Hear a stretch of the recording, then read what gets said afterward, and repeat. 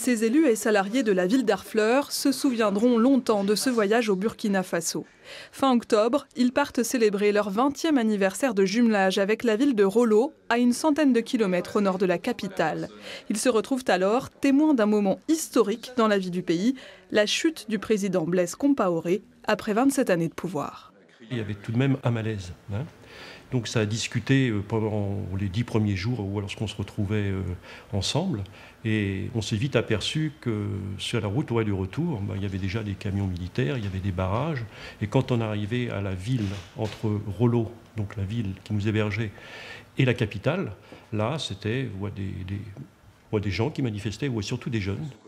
À leur arrivée à Ouagadougou, la capitale, les barricades sont encore fumantes. La délégation assiste à des scènes de pillage, mais à aucun moment elle ne s'est sentie en danger. Ce que je retiens, c'est surtout le lendemain matin, le vendredi 31 octobre, quand le président est parti, quand les gens l'ont chassé du pouvoir. Et là, on a vécu des scènes de liesse, on a vu le bonheur sur le visage des gens qui criaient victoire, qui criaient liberté. Voilà, ça, c'est un moment, c'était une émotion vraiment particulière. D'après les dernières nouvelles de leurs amis burkinabés, la vie a repris son cours sur place, même si la situation politique est encore très incertaine.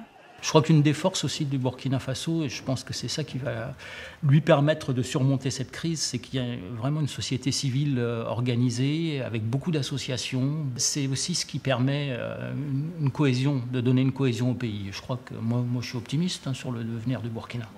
Retardée quelques jours, la délégation a finalement pu rentrer avec de nouveaux projets d'avenir. L'histoire d'amitié entre Rollo et Harfleur n'est pas prête de s'arrêter.